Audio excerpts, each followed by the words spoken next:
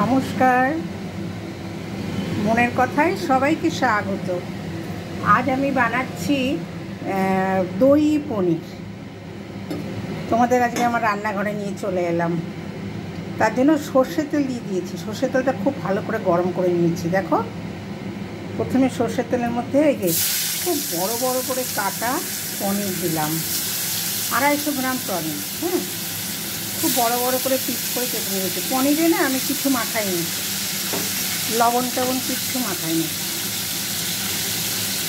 একদম মাখাইনি। পনিরটা একটু ভাজবো, বেশি না, খুব অল্প ভাজবো। আর দেখো, তোমাদের দেখাই, ভাজতে ভাজতে এখানে একটা বাটির মধ্যে একটু উষ্ণ গরম জল নিয়েছি আর একটু লবণ দিয়েছি।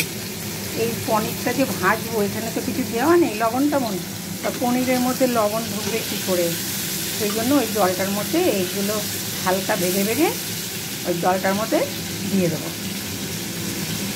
লবণটা ঢুকে যাবে, একটু ভেজে নিই হালকা করে।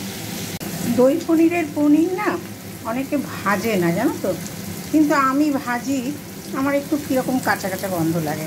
একটু বড় বড় পিস করে খুব হালকা ভাজি, ভেজে এইরকম গরম জলের মধ্যে ফেলে দেবো। দেখো, এর মধ্যে নুন দেওয়া আছে তো, গরম জলটার মধ্যে নুনটার মধ্যে ঢুকে যাবে। আমি একটু ভেজে নিলাম, নিয়ে নুন জলে দিয়ে দিলাম। আর নুন জলটা গরম আছে, দেখো।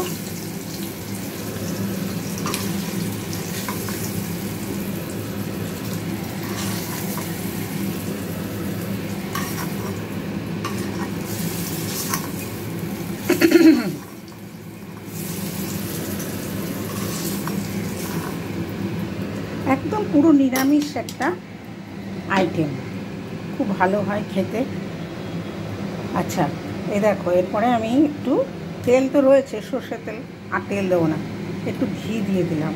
হ্যাঁ, সম্পূর্ণ নিরামিষ আইটেম, কেউ বাড়িতে এলে টেলেও করা যায়, নিজেরাও খাওয়া যায়।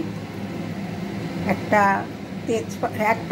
তেজপাতা দেবো না, একটা দারচিনিকে টুকরো টুকরো করে নিয়েছি, আর একটা এলাচ দিয়ে দিলাম।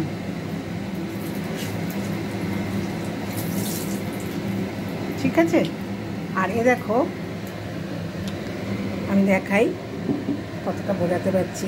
একটা টমেটো দিয়েছি, 1 ইঞ্চি মতো আদা দিয়েছি, আর 3টে ছোট ছোট কাঁচা লঙ্কা দিয়েছি। হ্যাঁ, আর কাজু বাদাম দিয়েছি 4-5টা, আর 1 টেবিল স্পুন মতো পোস্ত। আর একটা কাজ আমি করেছি, সেটা হচ্ছে এই যে পনির টুকরোগুলো ভেজে রেখেছি না নুন জলে, এইরকম 2টো টুকরো এই পেস্টের মধ্যে দিয়েছি, তাই না? তাহলে কী হয়, একটা বেশ সুন্দর গন্ধ হয়, গ্রেভিটাও খুব ভালো হয়। যাই হোক, আমার এলাচ আর এই দারচিনি ভাজা হয়ে গেছে, সুন্দর গন্ধ বেরিয়েছে। তোমাদের শোকাতে পারছি না, কিন্তু আমি পাচ্ছি।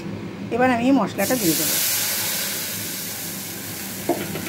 এই যে পুরো মশলাটা দিয়ে দিলাম, অনেকটা হয়েছে। ও সরি, তোমাদের বলতে ভুলে গেছি, এর মধ্যে আমি দইও দিয়েছি। দই পনির, দই তো দিতেই হবে। দই বেশ খানিকটাই দিয়েছি, যার জন্য না দইটা যখন ঘুরিয়েছি মিক্সিতে সব কিছু দিয়ে একটু বেশি আর কি লিকুইড হয়ে গেছে, ও টেনে যাবে। দই, 4-5টা কাজু বাদাম, আর 1 টেবিল স্পুন পোস্ত, 2টো বড় বড় পনিরের টুকরো, 1 ইঞ্চি আদা, আর 3টে কাঁচা লঙ্কা, আর একটা টমেটো, সরি, এই দিয়ে আমি করেছি গ্রেভিটা। এইবারে এটা একটু সিমে দিয়ে, গ্যাসটা একদম সিমে দিয়ে একটু কাঁচা গন্ধটা যাক। হ্যাঁ, কাঁচা গন্ধটা যাক। দেখো, মাঝখানে আমি না এই ঢাকাটা খুলে একটু নাড়িয়ে দিয়েছিলাম, কারণ কাজু বাদাম আর দই থাকলে না গলায় ভীষণ লেগে যায়, একটু নাড়িয়ে দিয়েছিলাম।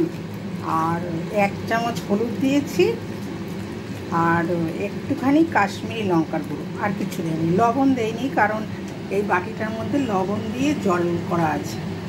ওই লবণটা যদি কম পড়ে লাস্টে টেস্ট করে একটু দেওয়া যাবে, এর মধ্যে আর লবণ পড়েনি। যাই হোক, কাশ্মীরি লঙ্কার গুঁড়ো 1 চামচ, টেবিল স্পুনের 1 স্পুন, আর একটু হলুদ এই দিয়েছি।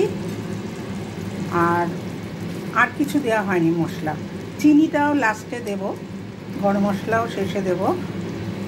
এখন এর মধ্যে একটা আলু সেদ্ধ করা টুকরো টুকরো করে দিয়েছি। দই পনিরে আলু দেওয়া হয় না, তবু আমরা আলু খেতে খুব ভালোবাসি, ওই জন্য দেওয়া হয়েছে। একদম সিমে দিয়ে কাঁচা গন্ধগুলো যাওয়ার জন্য একটু কষিয়ে নিচ্ছি, ঠিক আছে? আর একটু কষুক, ঢাকা দিয়ে দিই। 7 মিনিট মতো হয়ে গেছে। এখন এটা একটু খুলবো।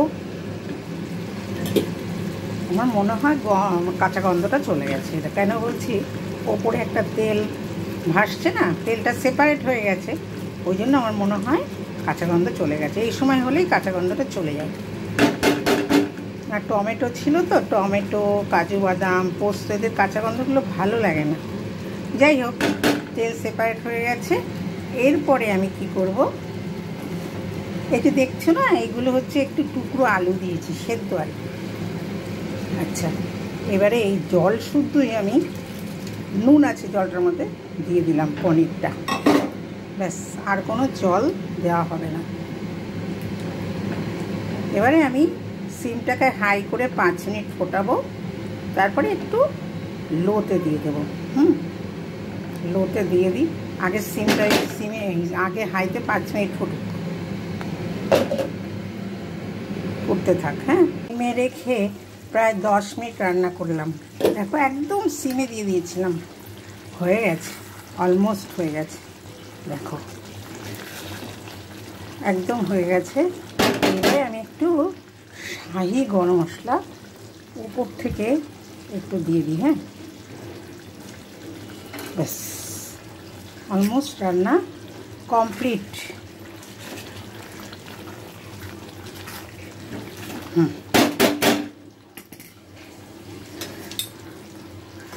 রুটি, পরোটা, পোলাও, ফ্রাইড রাইস সবের সাথেই না খুব ভালো যাবে, খুব ভালো যাবে।